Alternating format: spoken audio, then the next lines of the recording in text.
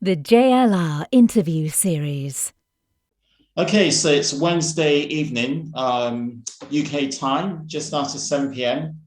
And today we've got another special guest on Jazz on the Radio via Zoom.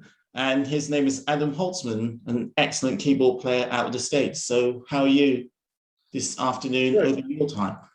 Hey, Lori. Doing good, man. Okay. Now, the interesting thing about interviewing Adam today is actually Mr. Jane Getter. He's the husband of Jane Getter, who I interviewed earlier in July, which you would have heard on the JLR interview series. So it's actually quite interesting to get Adam on to talk about his music and his perspective on stuff as well. So yeah, great. And one of the reasons we got you on actually is to talk about a really interesting release that you brought out earlier this year, and it's got a real sort of modern sort of tone to it, and it's Brave New World, and it's a live record you did.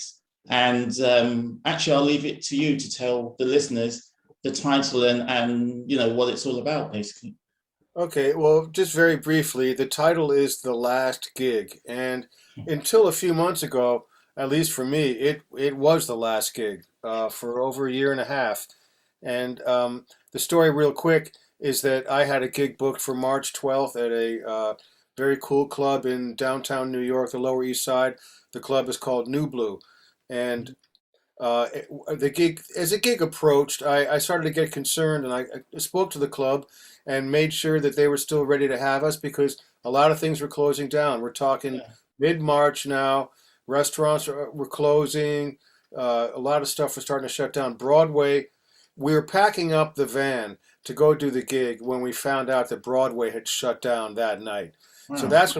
that's when I double checked and made sure that everything was cool. And they said, "Yeah, if you guys are up for it, we're up for it." So we figured, you know what? What the hell? Let's do this one last little hurrah.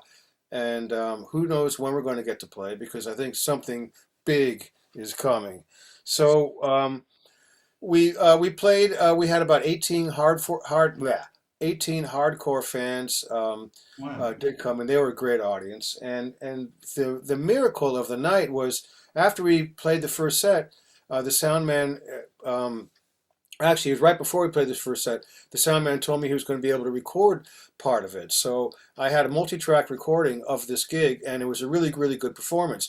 So I was able to actually spend time mixing it, and that really is that's the story. Not having, I could have released a live to stereo 2 track thing, but making it something that sounds really good Yeah. was a real the challenge. And actually, I've been putting out records for years now, but I've never officially released a live album. I've done a little bootleg series and things like that for some side projects, but never really put out a live album before. So this is that, and it's a kind of a cross section of my approaches musically. It's got the funk and groove thing, the Miles influences, Yeah. the Stephen Wilson connection, some solo piano stuff, some electronic stuff, some full blowout band stuff, and so I'm yeah, very happy with the overall result. I think it's a good statement.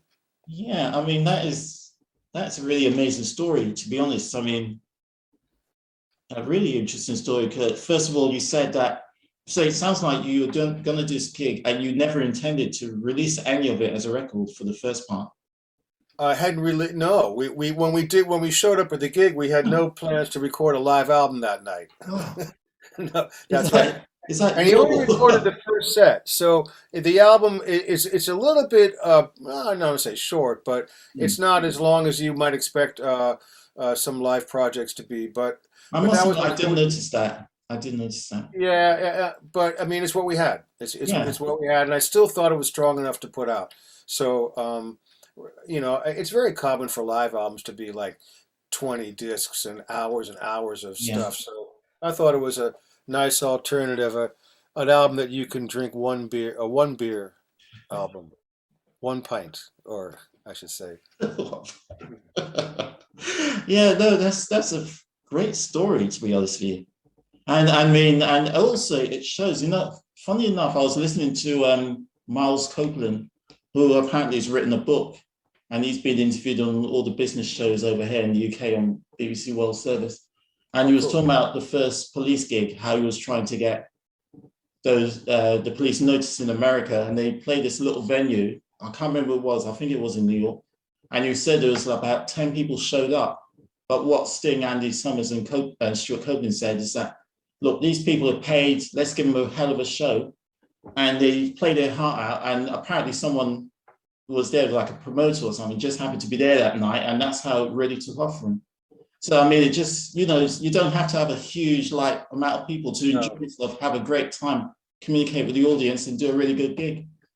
No, you know what the old saying is, play for the people that are there, not for the people that aren't. Right. So, I could see that. Well, yes, yeah. I guess what you're saying is sometimes these weird little gigs out in the middle, out in in some weird little pocket of history end up making a ripple in the water that spreads out. Anyway, yeah. That's amazing. And glad you think that's cool. Yeah, it is. It is. And can you just tell us who's in the bands? Okay. That night, I should say. Yeah. And James, before you continue, is it Brave New World? Is that the name of your band, or is that just?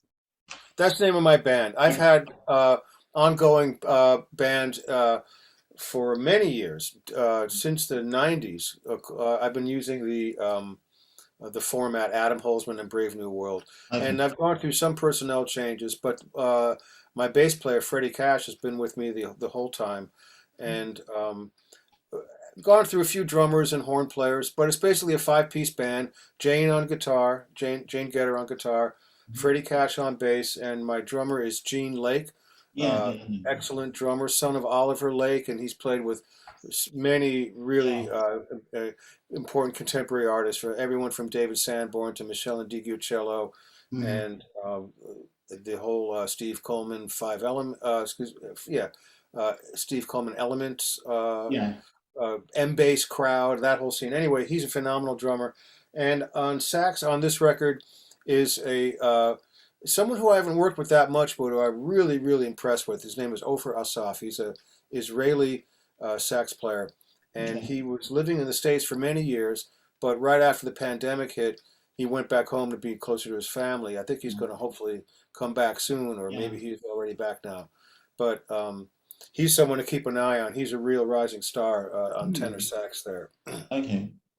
Yeah, in fact, there's quite a few interesting artists coming out of Israel in the last 2 or 3 years. I've noticed. Been getting quite a few interesting music from Israeli musicians who are based in the States.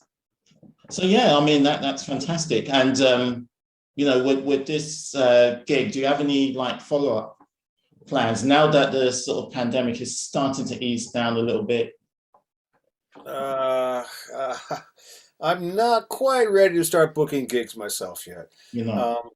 Things are all over the map, and don't know. I mean, yes, I'm definitely going to be doing some more stuff, and I want to do probably before I start actually getting out and playing again, I'll try to record another real record with the band in the studio.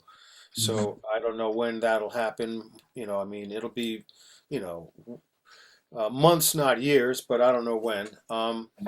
And then, I mean, I think everyone is in a kind of, put your big toe in the water and slowly come back onto the scene. Let's wait and see. I was very fortunate. I played 2 gigs at a jazz festival in Italy just about a week and a half ago, 2 weeks ago. Is that Umbria? No, it wasn't. It was in the north. It's called Veneto Jazz. It's a big,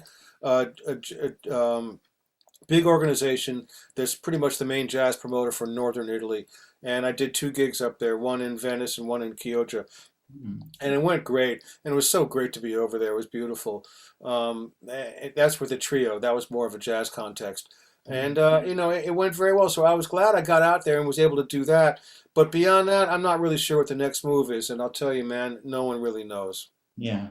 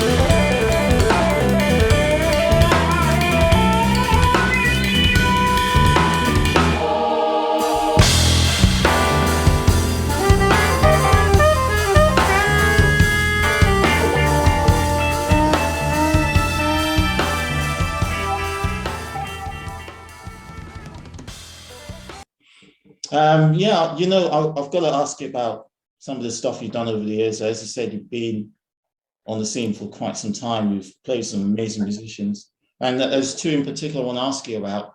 So Yeah, I go want to ahead. ask you about Ornette Coleman and Miles Davis, because you played on one of Ornette Coleman's later albums.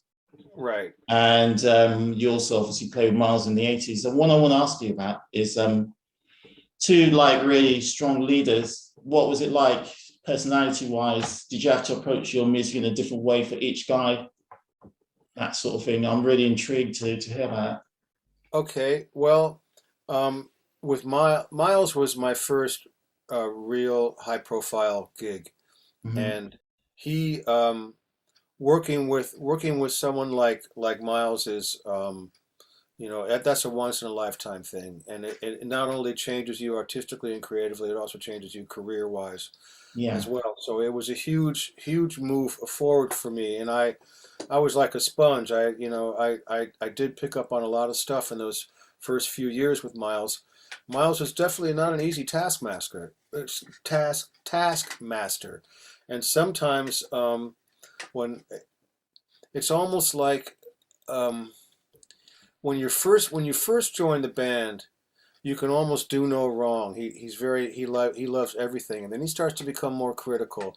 And as time goes on, you're playing the music better, and I'm definitely more in the groove. And he becomes actually more and more exacting, shall we say? Yeah. He also has he had a fantastic sense of humor, and people don't really. He's got a more of a public persona of being the sort of Prince of Darkness and all that, but he was sarcastic and had a very wry sense of humor. And Yeah.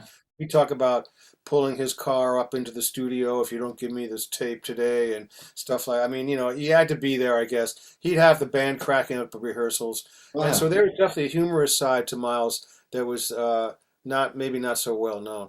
But anyway, he would call me up to his room and had me take notes while he played things on a keyboard like a portable keyboard Yeah. or on his horn, and I would try to write stuff out. Sometimes those fragments would be worked into an arrangement, a lot of times not. But I would definitely work closely with him for 4 years, Mm.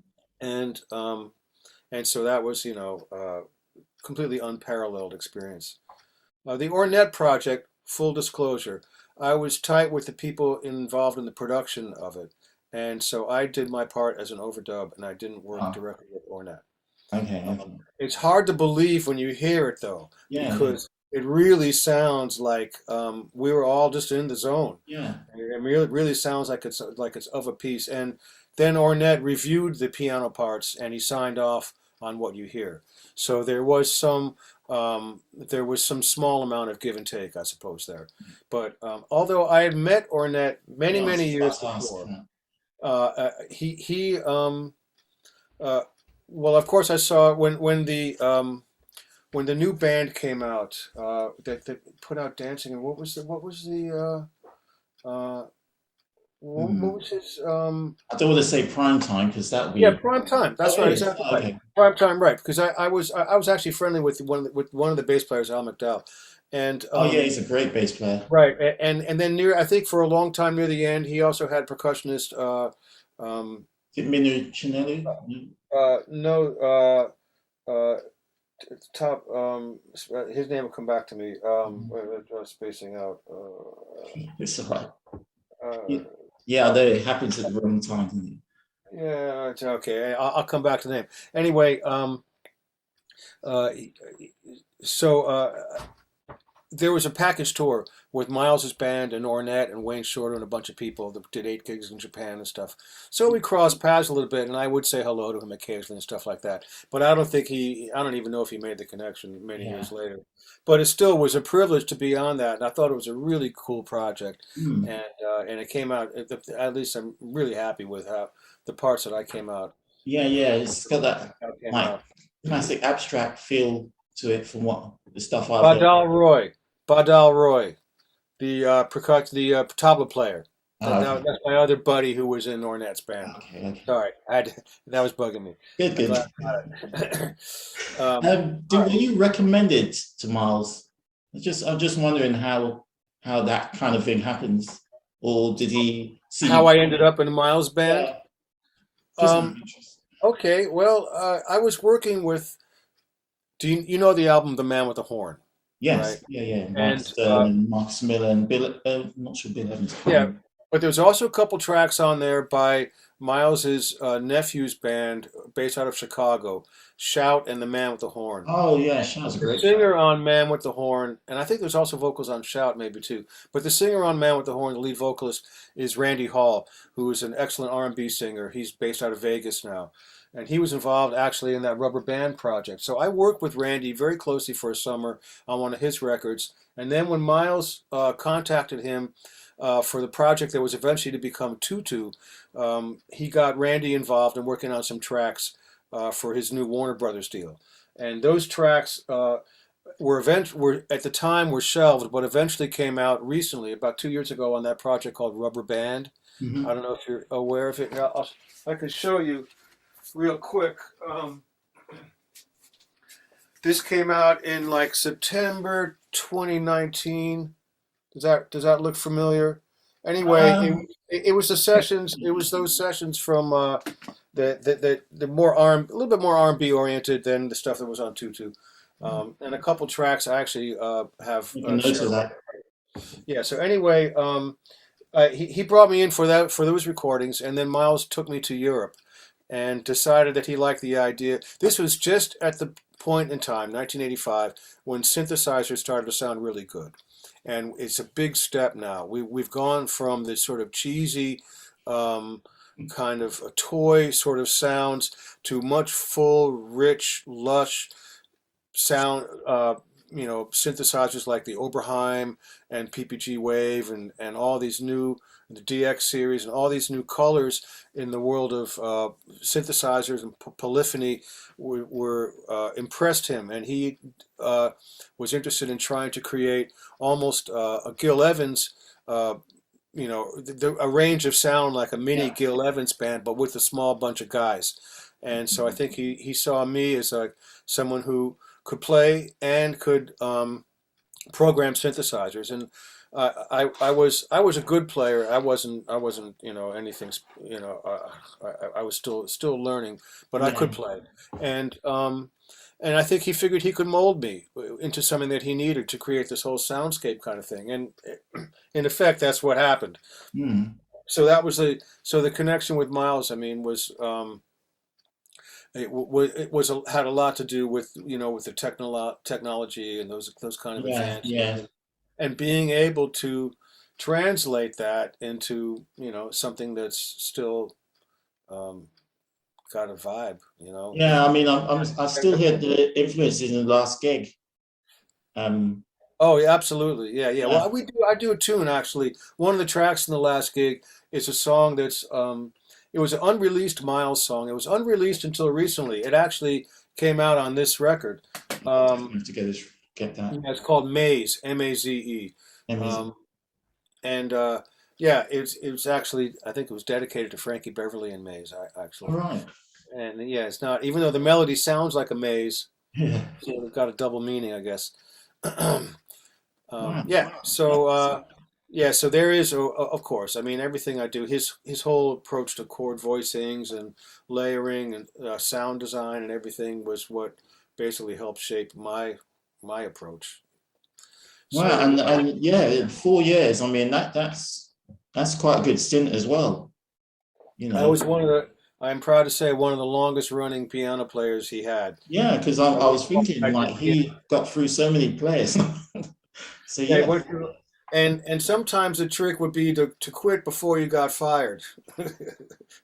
No, not really. It was an honor being there, and the my role in the group evolved over time, and my relationship with him evolved, and I was still friendly with him even after and other opportunities came along, and I decided to do a little career strategizing of my own, but Yeah. that's another story. But anyway, yeah, so he's definitely a connection, and I think it was one of the things that uh, I think Stephen was interested in that angle as well when my name first came up. Right, so Uh, that's the next one I was going to ask about, and I assume you're talking about Stephen Wilson. yeah, Yeah, so I mean that's another direction you've gone in, which again that's I mean is that kind of like a straight up rock band, or do you guys throw a bit of jazz in there, or is it how do there you was the music when I that you first guys joined. play? Yeah, yeah. I'm sorry, I didn't mean to cut you off. When I first That's all joined, right. there was quite a bit of jazz in there. Hmm. Listen to the records, Grace for Drowning. There's lots of open-ended kind of modal jazz approach to a lot of things. He had a horn player for a couple of album cycles for a horn player, Theo Travis, who's a fantastic sax player. He's on Raven uh, and Grace for Drowning. And a bunch of other stuff as Hmm. well, but he's currently playing with Soft Machine. All right, Um, yeah, soft but machine. but but Steven had just finished remixing a bunch of King Crimson stuff, and he was interested in exploring the connections between jazz and rock, and I think that was one of the components that he was interested in. He wanted a guy who understood jazz harmony, and even though I'm not really a bebop player, Hmm. I understand modern harmony at least in certain contexts. Yeah. So so he yeah, so that was so it the project now has evolved to it's always been progressive and jazz influenced. It's a little bit less so now than it was, but he's got a lot of other modern things going on that really no one's doing. It's stylistically hard to pin down, tell you the truth. So I think that's an interesting challenge. I mean, I've always been into uh, progressive leaning music. When I was growing up, I was a huge fan of a lot of the English bands like King Crimson and Yes, and so I had a connection with that. And I loved the idea of playing a distorted Rhodes solo with my right hand and then playing a big mellotron chord with my left hand. So that was kind of home base for me. It wasn't much of a stretch when I started playing with him.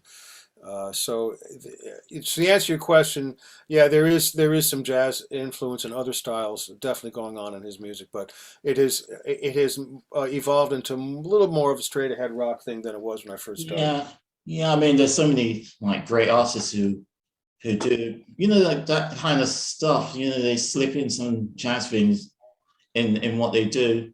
I like playing groups like Saga and stuff like that, and they do a little bit of that as well. So yeah, that's amazing. And Yeah, I've got yeah, to ask you, pardon? yeah. I was, I guess, okay. I'm sorry. All right, go ahead. What are you gonna say? No, no, no. If is it something that I said, it'll be interesting to hear what you got. Yeah, yeah. I'm just trying to pick up on something you had said just a second ago. Um, I Well, think that, well, okay, well, let me just say, one of the things that attracted to me to progressive rock in the first place was the musicianship. And yeah, and basically when progressive rock first got going, it was not only was the rock musicians and songwriter types involved, but also classical musicians and jazz musicians who wanted to do something in the rock world. yeah, yeah, yeah. And that's how that's how the style originally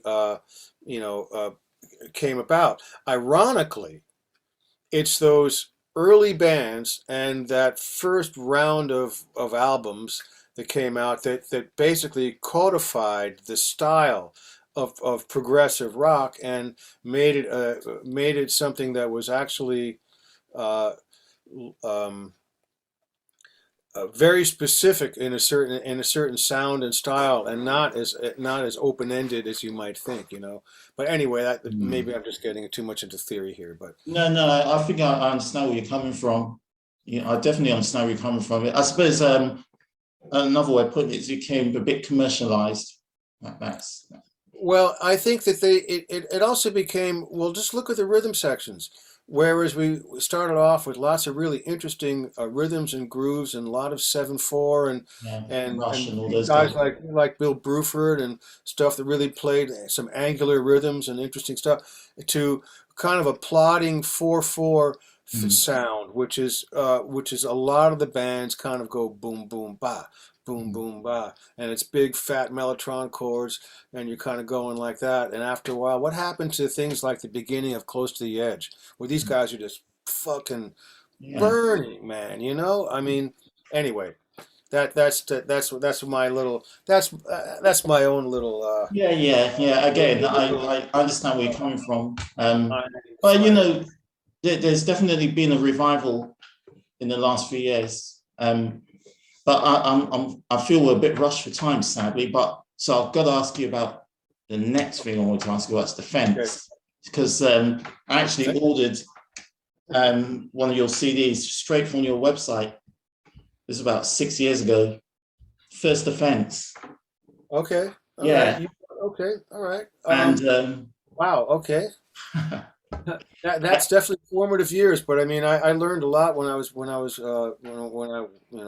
involved in that project. But anyway, what's your question about the fence? well, so you know, I remember you. So you sent me. I purchased it from your website. You sent it to me. And you sent a nice little message, and I said, I heard Bruford and all these guys in there, and he's like, yeah, yeah, yeah. You. So it was one of my favorite bands. And you, but unfortunately, you guys only did two LPs. Yeah, only two official LPs, Two official and ones. yeah, and there was a little bit of extra material which we put as bonus tracks on a re-release of one of them. Yes. But that's right. It was limited. I mean, we were together for a long time, and we had some great players come through the band. One of them is the well-known English bass player Lawrence Cottle, who also goes by Yeah. the name Laurie. He Yeah. goes by the Yeah. name Laurie as well. And He's a great yeah, player. anyway, some great players yeah, came through the band, and that project was very much influenced by two bands, the Dixie Dregs, later to become known as the Dregs, and the Bruford Band. Those guys were our heroes. And Mm. so we were trying to do our take on that. And we were looking at the Dregs as kind of a model, since they were another American, uh, at the time I would say jazz rock, but I don't know what you call them now. I still say jazz rock, but they had the country influence. We Yeah, want to well, try. yeah, you don't. The French didn't quite have the country No, influence. no, we replaced it with a jazz influence, or I should say, Yeah, an attempted jazz influence. So whereas they would rock out and then go into a country groove, we would rock out and try to go into something yeah. more jazz oriented. But we still had a heavy rhythm section, so it was never really jazz. Mm. It was always rocking. That was definitely jazz rock, man. That was a different time. I listen to that music now, and I'm like, whoa, that It that was was a great music. I mean, I've been playing it for years on Jazz London Radio. oh, really cool, Yeah, man. Yeah. All right, great. Well, both yeah, albums. I love both records. the I other love My side, Body's a Temple. That's an amazing track. my body's temple. Yeah, the record. I think the second one, the other side, is a little bit more mature.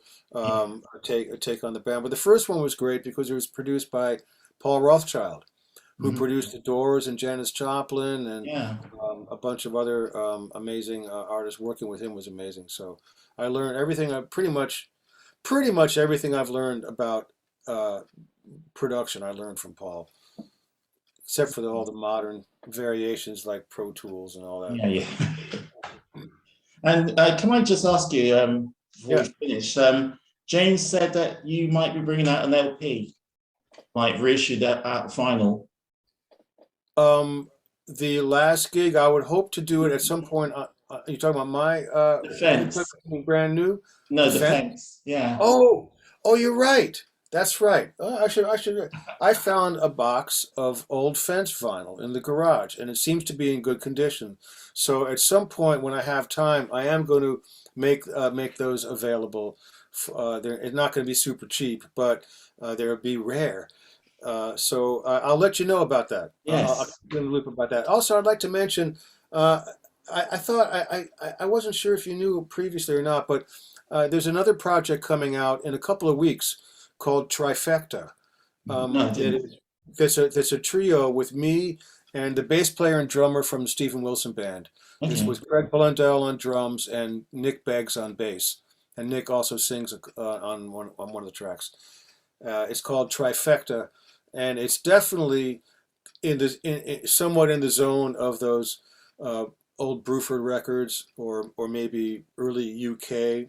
Oh yeah, UK. Yeah, It's another big definitely band. in the zone, but at the same time a little funkier and groovier than some of that stuff. I think Mhm. you would dig it. It's the material came about. We would jam at sound checks. After we would Stephen would do a quick sound check, and then we would jam afterwards. And a lot of ideas started popping up, and sometimes we would whip out our iPhones and record, about 4 bars of a new drum beat or a cool idea. And we came home from the end of the tour and had a lot of little voice memos in our phone, little fragment ideas that we could do, possibly develop. So we started sharing files during the pandemic, and we ended up creating a whole album called Fragments, which is based on these little ideas that we came up with at soundcheck. So instead of going the route of long songs and long and involved arrangements, we decided to format the record as 15 3-minute songs. So it's coming out on Kscope in a couple of weeks. Okay, yeah, thanks. So I'll that's definitely hot look news. out for that and feature that. Yeah, yeah, that's great. I think you'll be So, interested in that. Yes, right up your alley. It's right up your alley. well, You it sounds it. definitely. Yeah, I I'll can send definitely you. look out for that. Contact me. You should be able to. I can send. I can send your email to the label, and maybe they can forward you, put you on the list or something like that. Yeah, okay.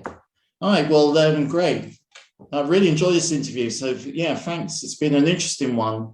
Um, in the Okay. sense that usually when I interview people, it's like we're publicizing this record, just this was a little bit more random, which is nice because I got to ask you like Okay. different things and all that kind of stuff. So yeah, I really appreciate that. So yeah, thanks Uh, for the interview. Okay. And if you have any last questions, any parting shots you want to. No. Okay. All right. Well, look, man. Very nice talking to you, Lori. And Yeah. and let's follow up again at some other point. Okay, thanks.